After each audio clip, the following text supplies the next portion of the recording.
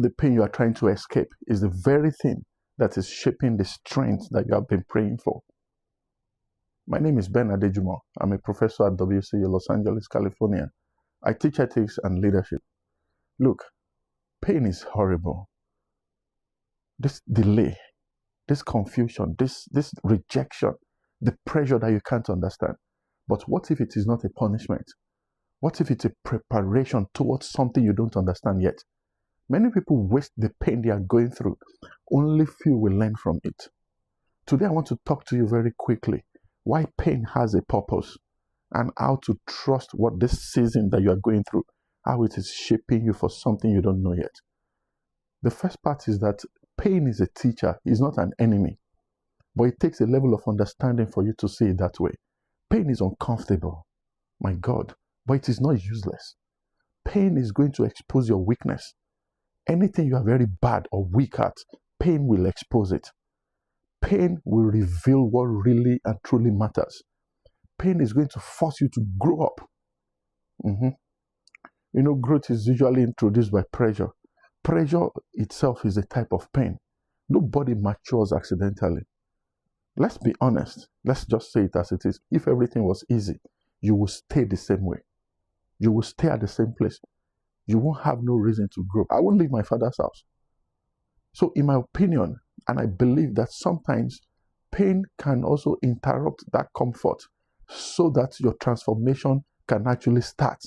You are actually made for bigger things, but if you are complacent and you are just there, I think I'm okay, you will not move to the next level that God has designed for you. So he interrupts that process by putting pain in. And I get it. I can't understand why I have this delay. I've done everything correctly. In fact, I did it the right way. I did not only do it the right way, I did it the godly way. Yet, I didn't get the result. And you are telling me there's an experience or there's a lesson God wants me to learn. What lesson? How? They say you should get married. You should know premarital sex. No. Now you've been married for how long now? No child. They say you should not join corruption in your workplace. You'll be promoted. It's God that lifts people. All the people that stole, they are up there. And you are right there, still sitting in the same place. But I'm trying to say there is something God wants to bring out of this. But what could that be? What could that be? You refuse to participate in that corruption. Yet you are the guy that was not promoted. Other people got promoted. They gave them holiday to have summer. They gave them summer holiday. They booked their flights. They qualified to go do that training in South Africa, in Dubai. And you, the honest guy, make this make sense. How does this even work? How does he equate this? Explain it to me. You are in that position right now. Oh my God, it's horrible. It's bad. And you are asking, why is this happening? I've done everything correctly. How can you do the right thing and be having problem? I'm trying to tell you, instead of asking that question, that why is this happening to me?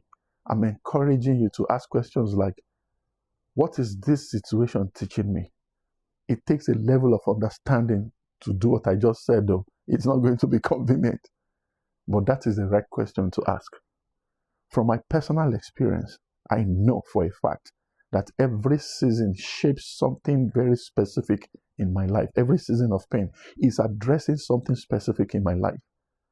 Some seasons will shape patience because answers are delayed and you don't understand why.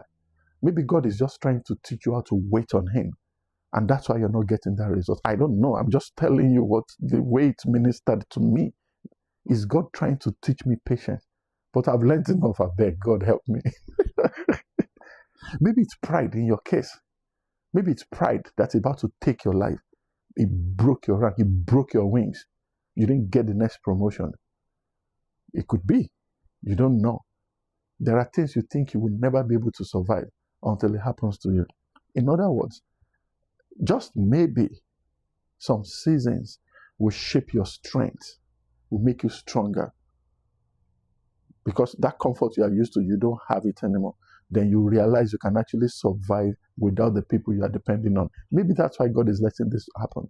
You don't know. But I feel that's how maturity comes. We can't skip all of this. You can't skip this and expect a maturity to come from somewhere. Maybe the version of you right now will never be able to undo the success that is coming. Then God sees it ahead of time that Ben 2.0 will not be able to deal with the breakthrough that is coming. Let me break him down. Let me build him up so that it can be Ben 5.0, so that you'll be able to handle the blessing that is coming. So that's all I thought. People respond to pain by different dimensions. They respond by doing ungodly things. They want to numb that pain. No, you can't numb that pain. You will just ruin your life in the process. There is a recommended way that you can follow to handle pain, because now you understand why pain comes. If you now understand why, then let's get a value out of it.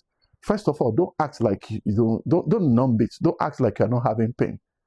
Avoiding pain through distractions or doing silly things will delay your healing process. Reflect, document what you understand this to be. Document it, then pray and think about, so you can think through a solution, then ask better questions. Why am I dealing with this? What needs to change? What type of person do I have to be? What am I doing differently? What can I do differently now? Ask better questions. Thirdly, stay disciplined. Don't be emotional when you are going through pain. People will exploit you. Don't lash out. Don't yell at people. Don't curse people out. Don't compromise. That's the big one. Pain can make people compromise. You don't want to do that. Stay consistent. It's not easy, but I'm hoping God will help you. I'm praying God will help you, because you don't know what you can call this situation you are going through. But stay disciplined. Don't give up. Don't destroy yourself in the process. Keep your reputation intact. When you are going through pain, have good friends too. Have good friends. It's very, very important. The right voice, you need to hear it all the time. It's critical in time of pain. If you handle pain alone, it can turn to bitterness. But if you handle it with wisdom and understanding, with good people around you, it will be clear to you. Surround yourself with the right people who would understand the pain and deal with you accordingly. Don't let pain isolate you, please, because it can become dangerous when you are isolated. When you do all of these things, and I want you to trust the process, imagine the level of engagement you've already had about what you need to do and what you don't have to do. Then trust the process, even when you cannot see the outcome, because God always works behind the scene. Sometimes you don't even know when God is working. Even his silence is a type of answer. It's an unpopular type of silence. It's like you can't see seed under the ground. Just because you don't see it does not mean something is not happening. This silence is heavy, but it's productive gradually. It will sprout out very soon. God is doing something you don't know about. A miracle is coming that will break you through completely. There's a door that is coming to open. But because you have not seen